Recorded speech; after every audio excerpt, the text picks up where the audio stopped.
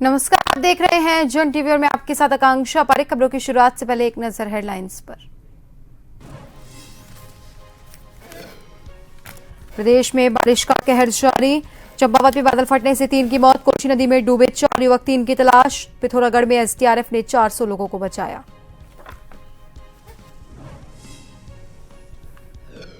हल्द्वानी से कुमाऊं को जोड़ने वाला गोला पुल खतरे में। तेज बहाव से एक हिस्सा टूटा, आवागमन किया गया बंद। एनएचएआई और रेलवे अधिकारियों ने किया निरीक्षण।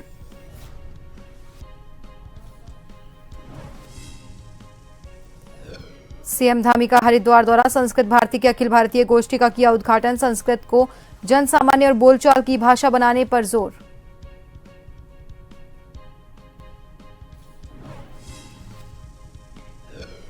उत्तराखंड में समान नागरिक संहिता यूसीसी लागू करने की तैयारी तेज। देहरादून में नियमावली बनाने की समीक्षा, पहलुओं पर विस्तार से मंथन।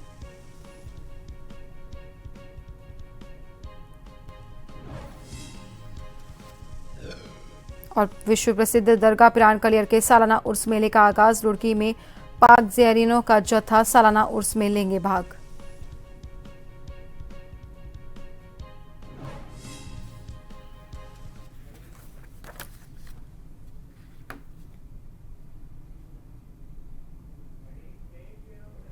और अब खबरें विस्तार से। प्रदेश भर में अगले 2 दिन बारिश से राहत मिलने की संभावना है। दून सहित कुछ जनपदों में कहीं कहीं हल्के बादल छाए रह सकते हैं। 17 सितंबर से एक बार फिर प्रदेश भर में मानसून सक्रिय होने और वर्षा की संभावना है। 24 घंटे में चंपावत में 180 मिलीमीटर, काठगोदाम में 158 मिलीमीटर, नैनीताल में 146.7 मिलीमीटर और देहरादून के कुछ क्षेत्रों में 22.3 मिलीमीटर वर्षा रिकॉर्ड हुई है। शनिवार को दून सहित पर्वतीय जनपदों में कहीं कहीं बूंदाबांदी और हल्की बारिश हुई। देहरादून का अधिकतम तापमान सामान्य से 2 डिग्री कम 28.1 डिग्री सेल्सियस और न्यूनतम तापमान 21.3 डिग्री सेल्सियस रहा। मौसम विभाग के मुताबिक माह के अंत तक प्रदेश से मानसून की विदाई हो सकती है।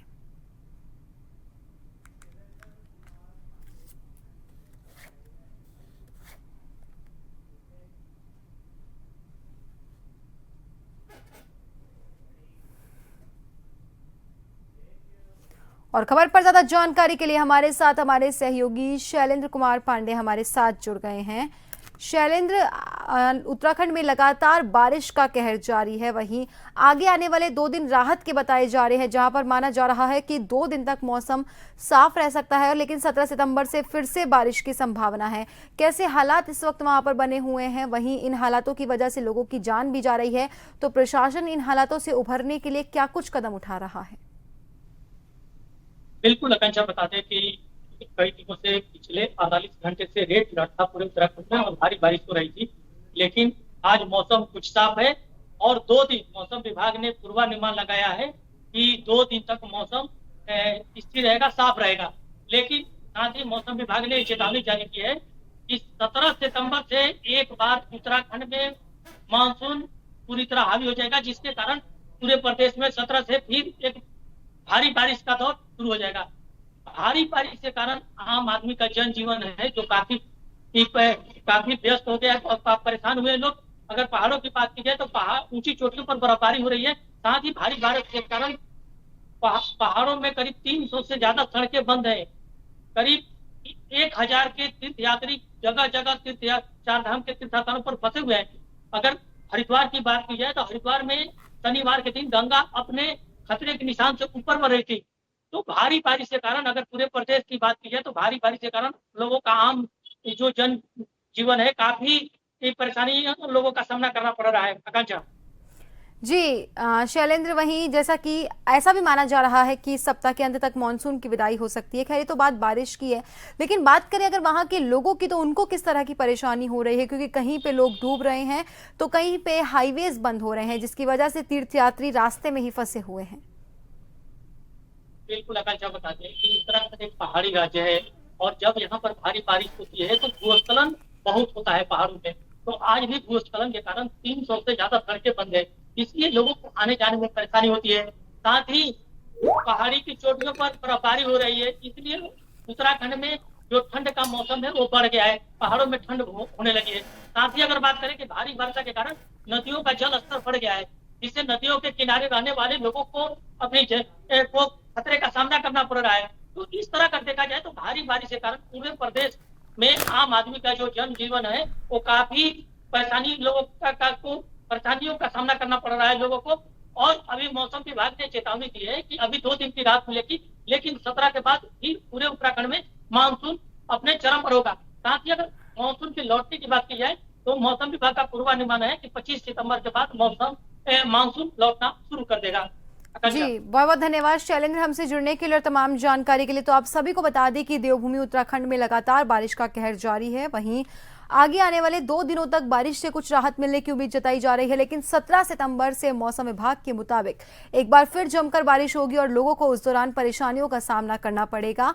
और इसी के साथ रुक करते हैं हमारी अगली खबर का। हल्द्वानी से कुमाऊं को जोड़ने वाला गोला पुल लगातार तेज बहाव के चलते खतरे में आ गया है। पुल का एक बड़ा हिस्सा नदी में समा गया। ये पुल न सिर्फ पिथौरागढ़, चंपावत, बागेश्वर और अल्मोड़ा को जोड़ता है, बल्कि नेपाल बॉर्डर को भी जोड़ने वाला ये एकमात्र पुल है। फिलहाल पुल का एक हिस्सा टूटने से अनिश्चितकालीन के लिए आवागमन बंद कर दिया गया है। इसके साथ ही रेलवे लाइन को भी अब बड़ा खतरा हो गया है। लगातार वहां भूस्खलन जारी है। इसके अलावा अंतर्राष्ट्रीय स्टेडियम के पास भूकटाव होने से स्टेडियम को खतरा पैदा हुआ है। एनएचएआई और स्थानीय प्रशासन, रेलवे और सिंचाई विभाग के साथ वन विभाग के अधिकारियों ने मौके पर संयुक्त निरीक्षण किया। सांसद अजय भट्ट ने भी गोला पुल का निरीक्षण करके अधिकारियों को जल्द से जल्द सुरक्षा कार्य करने के निर्देश दिए और कहा कि पानी का बहाव कम नहीं हुआ है, लिहाजा पुल का एक हिस्सा लगातार गिर गया है। इसे अनिश्चितकालीन के लिए बंद कर दिया गया है और इसके रिपेयरिंग का काम जल्द शुरू किया जाएगा।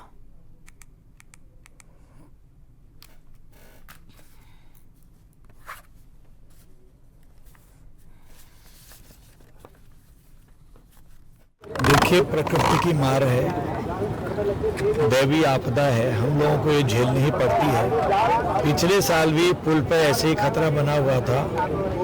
आपको पता होगा कि उस समय 3-4 बार तो मैं आया और स्वयं मुख्यमंत्री जी को हमने कहा, 2 बार वो यहाँ आए, एकदम से हमने ठीक कर लिया था।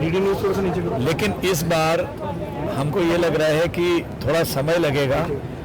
पुल बिल्कुल नीचे से जो उसके खंभे हैं खाली हो गए हैं और रेलवे में जो पिछली बार काम किया था वो इस बार काम आया, वरना पूरा स्टेशन चले जाता इस बार। रोड तो पूरी गई आगे को, लेकिन जो निर्माण किया था उस निर्माण ने काफ़ी हद तक रेलवे को रोका है, लेकिन वो भी धंस गए हैं। देखिए, कल शाम से ही एनएचएआई के साथ यहाँ पर निरीक्षण किया गया था और एनएचएआई ने जो हिदायत दी थी कि पुल को खतरा है और यातायात के लिए बंद किया जाए, तो कल साय से ही इसको बंद कर दिया गया था।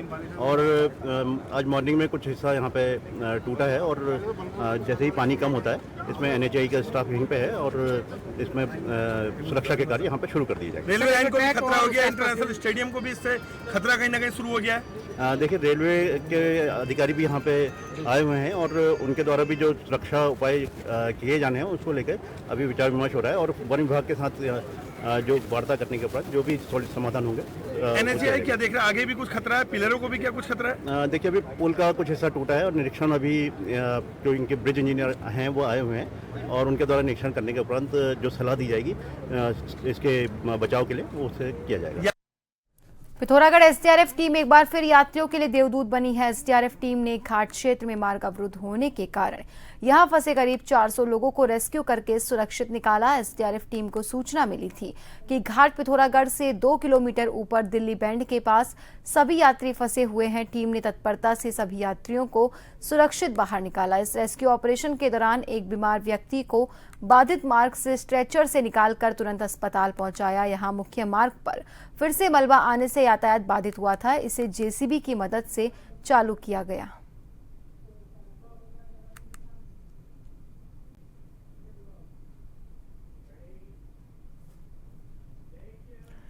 चंपावत में बादल चंपावत में बादल फटने से लोहाघाट ब्लॉक के सीमांत मटियानी के नकेला तोक में गधेरे से आए भीषण पानी और मलबे की चपेट में गांव के 3 लोगों की मौत हो गई। इसमें मकान में आए मलबे में गांव के 5 लोग दब गए, जिनमें से 3 लोगों को ग्रामीणों ने तत्काल बचा लिया। इसमें एक महिला और छात्र मलबे में दब गए थे।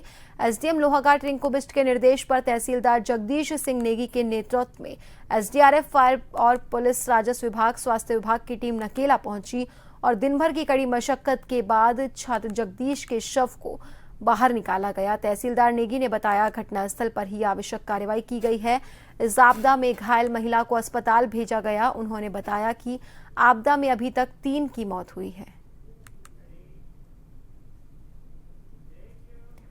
काशीपुर बाजपुर के सुल्तानपुर पट्टी में गणेश विसर्जन के दौरान 3 युवकों का कोसी नदी में बहने का मामला सामने आया है। गणेश विसर्जन के दौरान युवक कोसी नदी में नहाने चले गए, जिसमें पानी का बहाव तेज होने की वजह से सभी गहरे पानी में चले गए और डूब गए, जहां एक युवक को बचा लिया गया जबकि 3 का पता नहीं चल पाया। तीनों की तलाश जारी है।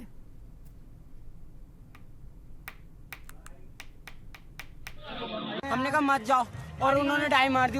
कितने बंदे थे? 3 बंदे थे। कहाँ के थे? काशीपुर में कहाँ के? गड्ढा कॉलोनी। गड्ढा कॉलोनी? हाँ, गड्ढा कॉलोनी के थे। अच्छा, लास्ट में डूबा, उससे पहले डूब गए थे। उससे नहीं, साथ में सब नहा रहे थे वो तीनों। हम इधर थे, हम गए उधर को, हम भी जा रहे थे नहाने। हमने कहा हम भी नहाएंगे, फिर उन्होंने पहली वो डूब गए, हम बचाने गए उन्हें। और अब रुक करते हैं खबरों की ओर। चमोली में बारिश के बाद मौसम साफ हुआ है। चटक धूप खिलने से लोगों ने राहत की सांस ली है। इसके साथ ही बद्रीनाथ राष्ट्रीय राजमार्ग सभी जगह से यातायात के लिए सुचारू हो गया है, तो वहीं 4 धाम यात्रा में रौनक दिखने लगी है। अभी बद्रीनाथ धाम में 2000 से ज्यादा तीर्थयात्री मौजूद हैं। दूसरी ओर संबंधित विभाग की ओर से लगातार राष्ट्रीय राजमार्ग पर जमा मलबा हटाने का काम जारी है। साथ ही चमोली पुलिस के जवान स्थानीय लोगों और तीर्थयात्रियों की सेवा में लगे हैं। जिलाधिकारी संदीप तिवारी ने सभी बाधित यात्रा मार्ग को सुचारू करने के आदेश दिए हैं।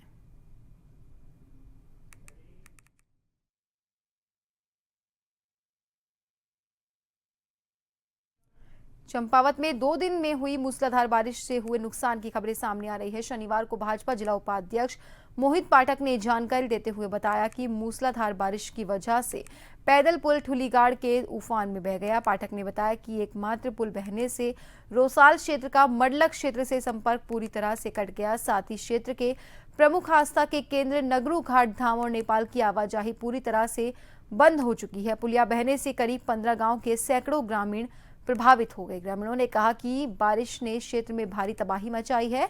साथ ही प्रशासन से जल्द पैदल पुल बनाकर समस्या के समाधान की मांग की है।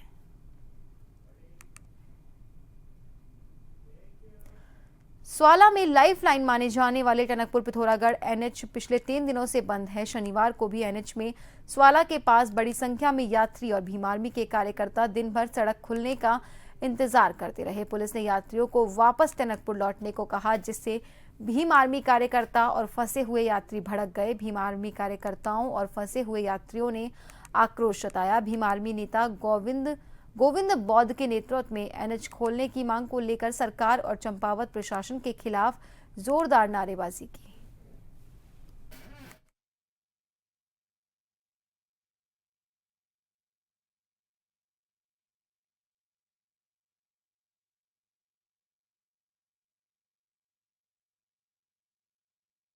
ये जिस प्रकार से चंपावत प्रशासन काम कर रहा है, जिस प्रकार से 3 दिन से लोग यहाँ फंसे हुए हैं और काफी परेशान हैं, कई लोग बीमार हैं और कोई व्यवस्था नहीं है। और इतने 4 बजे के बाद चंपावत प्रशासन कह रहा है कि टनकपुर को जाओ, ये कोई बात नहीं है। यहाँ गरीब लोग फंसे हुए हैं और मैं चंपावत प्रशासन से कह देना चाहता हूँ कि आज की रात ये रोड खुलनी चाहिए, रात भर काम चलना चाहिए, क्योंकि कल बारिश हो जाएगी तो फिर ये रोड खुलना मुश्किल है।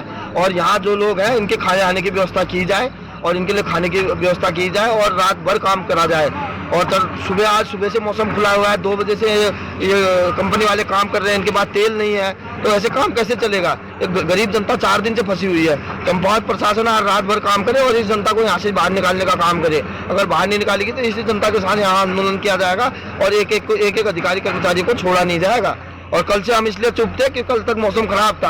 आज से अब मौसम खुल गया तो अब हम चुप नहीं बैठेंगे और यहाँ रात भर खुलना चाहिए ये मामला। 3 दिन से फंसे हुए हैं हम लोग यहाँ और कोई सुनने वाला नहीं है, कोई अधिकारी कर्मचारी यहाँ आ नहीं रहा है। और यहाँ कुछ पुलिस वाले भेज रखे हैं, वो वहाँ से माइक लगा के बोल रहे हैं कि टनकपुर को जाओ। इनको क्या पता यहाँ की कंडीशन है क्या है। किसी की गाड़ी में तेल नहीं है, किसी की गाड़ी में कुछ नहीं है, कैसे हम टनकपुर जाए? टनकपुर जाए तो कहाँ रहे? जोशीमठ प्रखंड में आने वाले गांव डुमक में पिछले 45 दिनों से लगातार क्रमिक उपवास धरना जारी है। यहां के ग्रामीण अपनी मांग पर अड़े हुए हैं और लगातार शासन और प्रशासन से सड़क बनाने को लेकर जमकर नारेबाजी कर रहे हैं। उनका कहना है जब तक उनके गांव की सड़क संबंधित समस्या पूरी नहीं हो जाती तब तक वो कार्मिक उपवास धरना प्रदर्शन करते रहेंगे। गुस्साए ग्रामीणों का कहना है 45 दिन पूरे हो चुके हैं लेकिन आज तक शासन और प्रशासन ने कोई ध्यान नहीं दिया।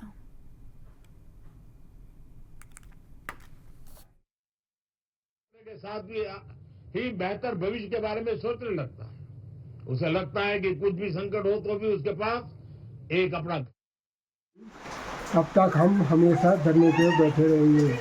ये सारी जिम्मेदारी शासन प्रशासन की होगी। तो मेरा कहना ये है कि ये मामला डुमक गांव के लिए बहुत ही गंभीर मामला है और बहुत ही चिंताजनक मामला है। इतने लंबे समय से 44-45 दिन से इस दौर में पहले भी हमने धरना प्रदर्शन किया था, तो इस बार भी इतने दिन हो गए हैं लेकिन इसमें कार्रवाई जो है बिल्कुल ही कुछ नहीं है, संतोषजनक नहीं है। रानीखेत में लगातार हो रही बारिश की वजह से कई स्थानों में भूस्खलन और सड़क मार्ग बंद हो रहे हैं। नगर में राजकीय चिकित्सालय के निचले हिस्से में भूस्खलन के चलते पेड़ गिरने से दुकानों को नुकसान पहुंचा। राजकीय चिकित्सालय और कैंट कर्मचारी निवास की ओर से भूस्खलन होने के कारण पेड़ों के गिरने से मीना बाजार के पास दुकानों को नुकसान पहुंचा और जमीन के कटाव से बिजली की लाइनों से खतरा पैदा हो गया। इसके लिए बिजली विभाग को सूचना दी गई है। मौके पर पहुंचे पुलिस के जवान भीड़ नियंत्रित करने और यातायात को प्रभावी करने में लगे रहे। गांधी चौक से सदर बाजार होते हुए विजय चौक को वाहनों के लिए बंद किया गया। इलाके में हो रही बारिश की वजह से जनजीवन प्रभावित रहा है। तो वहीं भूस्खलन के बाद एसडीएम ने सुरक्षा की दृष्टि से अस्पताल खाली करवाने के निर्देश दिए और उसे सील कर दिया। मुख्य चिकित्सा अधीक्षक संदीप दीक्षित ने बताया कि चिकित्सालय को आपदाग्रस्त घोषित किया है और मरीजों को एमएन श्रीवास्तव चिकित्सालय कालिका में शिफ्ट किया है।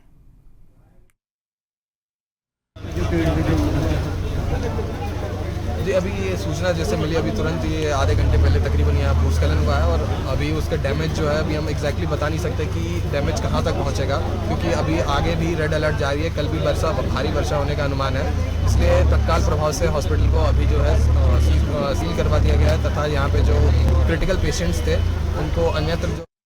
हरिद्वार के व्यास मंदिर आश्रम में संस्कृति भारती उत्तरांचल की ओर से अखिल भारतीय गोष्ठी के 3 दिवसीय आयोजन किया जा रहा है। संस्कृत गोष्ठी का उद्घाटन सीएम पुष्कर सिंह धामी ने किया।